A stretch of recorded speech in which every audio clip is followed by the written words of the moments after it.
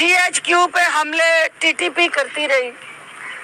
آج وہ کام جو دہشت گرد کر رہے تھے، جو پاکستان دشمن کر رہے تھے، جو پاکستان مخالف قوتیں جو ہیں وہ پاکستان کو کمزور کرنے کے لیے گزشتہ 75 سال سے پاکستان میں اس قسم کا سین، اس قسم کا میڈیا کے اندر رونما کرنے کے لیے ایونٹ یا انویسٹمنٹ کر رہے تھے، وہ یہ نہیں کر سکے جس سے وہ گھر کے چراغ نے گھر کو آگ لگائی ہے.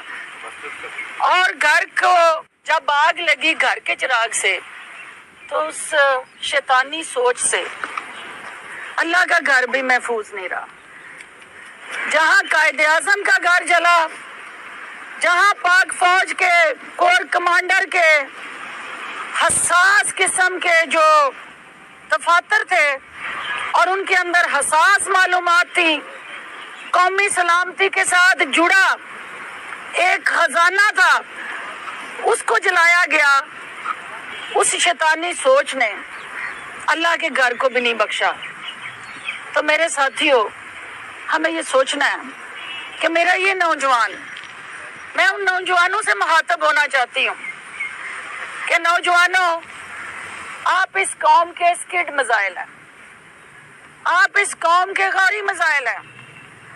ہمیں فخر ہے کہ ہمارے نوجوانوں میں اللہ نے خدا داد صلاحیتوں کا بارود بھرا ہے.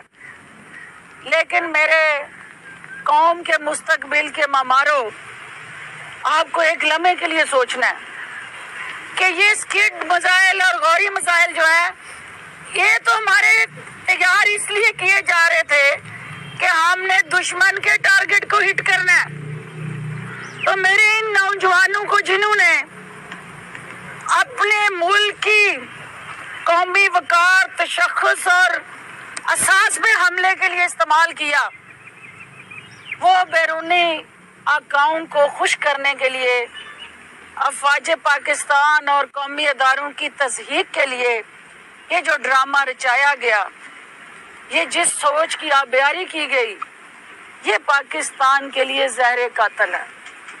میں ایک پاکستانی کی حیثیت سے، بارڈر پہ رہنے والے ایک شہری کی حیثیت سے، میں یہ سمجھتی ہوں کہ یہ جماعت جس کا نعرہ تھا کہ ہم نے تبدیلی لانی ہے، ہم نے گلے سڑے نظام سے پاکستان کو نجات دلانی ہے، اس جماعت کے اندر کچھ ایسے شرپسند آئے. خان صاحب، سیاستدان گرفتار ہوتا ہے، یہ سیاست کا حسن ہے. سیاستدان اندر بھی جاتے ہیں، جیلیں بھی کاٹتے ہیں، ان پہ مقدمے بھی بنتے ہیں، وہ بے گناہ بھی ہوتے ہیں. وہ سیاست کے اس سفر میں پھر سے شروع کرتے ہیں اپنا سفر.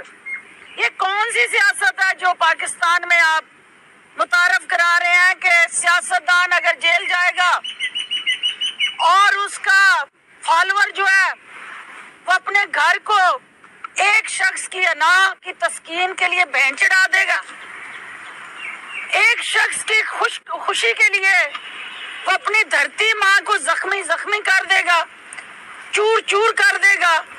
یہ سیاست نہیں ہے.